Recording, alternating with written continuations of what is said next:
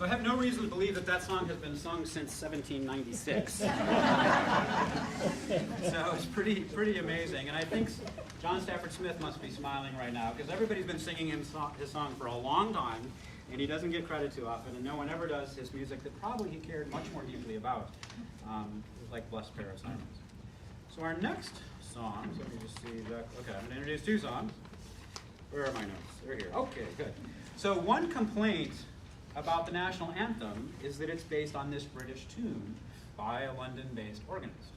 And one could also criticize Key's lyric for being written in the English language, because it's that language from England, which is our cultural heritage, and which represents the body of a great amount of our culture that we have today. So I think as soon as they start writing it in some other language that the nation adopts, then I'll take their criticism that it's a British tune a little bit more seriously.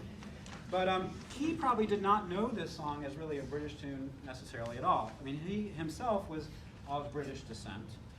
His father was a Continental Revolutionary, fought in George Washington's army, but his grandfather sort of was playing the odds and got his other son, Barton, to fight for the Loyalist side on the British side. So regardless of which side won, the Keys and their rather large holdings and wealth would be preserved. And it also made him an excellent negotiator to send out to talk to the British, because his uncle, who was his trainer as a lawyer, his mentor, was still in the British military, really until about, I think, like 1804. So really a long time he continued to be in the pay of the British government.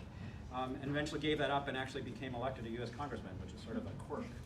One of the very few British loyalists to be elected to Congress. But this next tune, Adams and Liberty, is probably much more likely where Key knew the tune. It's a Federalist Party anthem written in support of President John Adams, who was rather embattled at this time with what was called the quasi-war with France.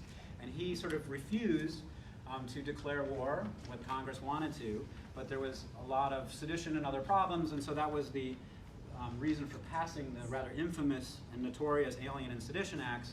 And because of all the criticism of Adams, he's our first one-term president, as you probably know. But this is often called his first campaign song, but it wasn't written until well after he was elected, so I don't really think that's the case. But rather, it's really to support an embattled leader.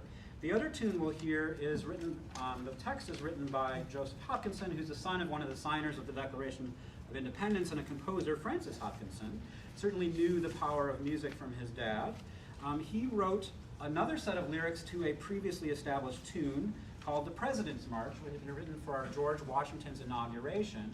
And 8 years later, when Washington was stepping down and setting that precedent that we have today of only serving 2 terms in our highest office, he wrote this lyric in honor of the sacrifice of many revolutionaries, but certainly honoring Washington himself. It started out as this instrumental march and then got this tune, right? Whereas Francis Scott Key's song starts out as a relatively difficult song to sing because it's for an amateur musician society, and their president wanted to show off, show how good he was, and wanted a big, huge melody that he could really show off his pipes. But in this case, it's actually an instrumental piece. So you hear a lot of the figuration really comes more out of sort of Baroque instrumental practice.